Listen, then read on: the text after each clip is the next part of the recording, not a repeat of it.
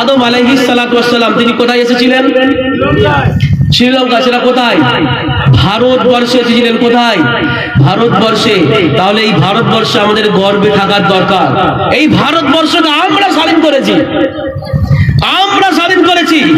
যখন ব্রিটিশ সরকার east India কোম্পানির নামে যখন এই ভারতবর্ষে প্রবেশ করেছিল, তখন আমাদের শাসন চলছিল কি চলেনি? আরে মুসলমানদের রাজত্ব চলছিল কি চলেনি? মুসলমানদের রাজত্ব চলছিল। তারা তাদের মনোভাব বুঝতে না পেরে তারা ব্যবসার অনুমতি দিয়েছিল।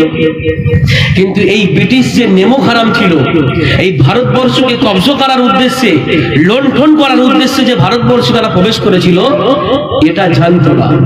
তারা পলাশির যুদ্ধে পরাজিত হয়েছিল। ব্রিটিশ সরকার কম বেশি 200 বছর রাজত্ব করেছিল। কত বছর? 200 বছর।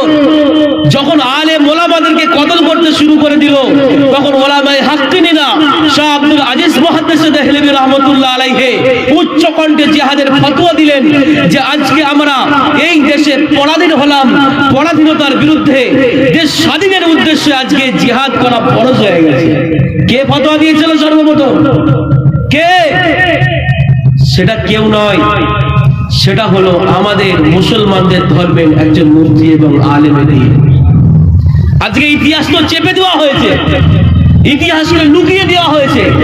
আজকে সত্য ইতিহাস যদি খুঁজতে হয়, গোলাম আহমদ মুর্তজা রহমতুল্লাহ আলাইহির কিতাব পড়তে হবে, চেপে রাখা ইতিহাস পড়তে হবে, ইতিহাসের ইতিহাস পড়তে হবে, রক্তাক্ত ডায়েরি পড়তে হবে। চোখ খুলে যাবে মুসলমানদের ভারতবর্ষের স্বাধীনের তাদের কি অবদান ছিল। আজকে তো এই প্রফুল্ল, নেতাজি, এই দীনেশ, বাদল, এদেরকে ছাড়া আমরা চিনি না। আর পতাকার সামনে এদের একটা ফটো দিয়ে আমরা পতাকা তুলে দিলাম, মুসলমানরা পতাকা তুলে দিলাম। তাতে আবার ওই বন্দে মাতারাম দিয়ে পতাকা তুলে দিলাম। বন্দে মাতারাম যখন কথা বলে ফেলেছি, একটা কথা বলে দিই, এটা বলা চলবে মুসলমানদের? চলবে? ইসলামের কথা যখন চলে এসে বলে দিই, সতর্ক থাকা দরকার।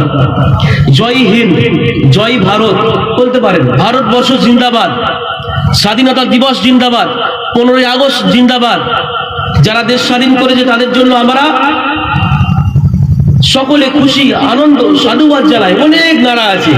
কিন্তু আমরা যদি বলি কি তো নারা দিলাম, বন্দে মাতরম, এরা শরীয়তে নিষিদ্ধ আছে। এটা বললে কাবিরা গুনাহ, এটা বললে কি হবে?